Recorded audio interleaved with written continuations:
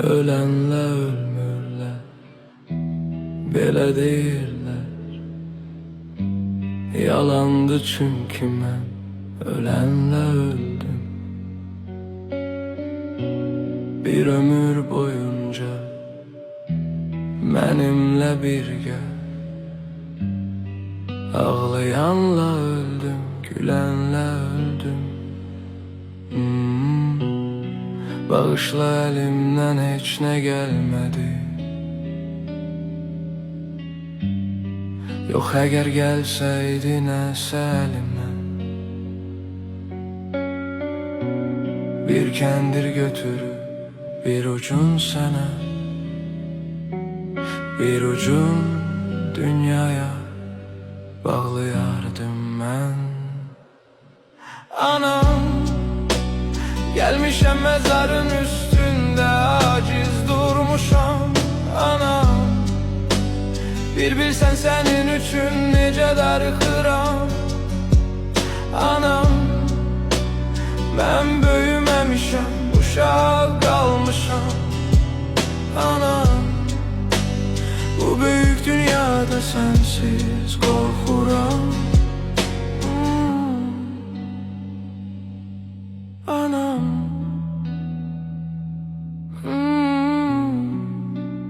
bu büyük dünyada sensiz korkuram. Her zaman yanında kalacağım ben, deyip ümit verdin, niye yalandan?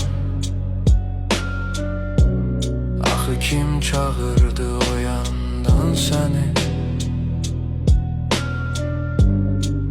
Tez ayrıldın, gittin balandan. Çok şeyi hayatta öğrettin ana. Seninle her dərdəsinə gələrdim.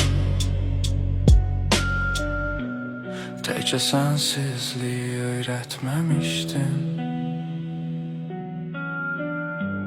Sensizlik derdini mən nə bilərdim.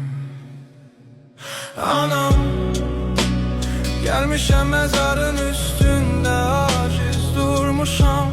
Anam, bir bilsən sənin üçün necə darıxıram. Anam, mən böyüməmişəm, uşaq qalmışam. Anam, bu büyük dünyada sensiz korkuram. Anam, gelmişəm mezarın üstünde, aciz durmuşam. Anam, bir bilsən sənin üçün necə darıxıram. Anam, mən böyüməmişəm, uşaq qalmışam.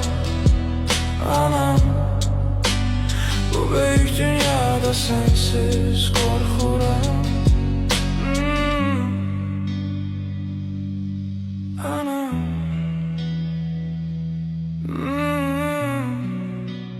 bu büyük dünyada sensiz korkuram.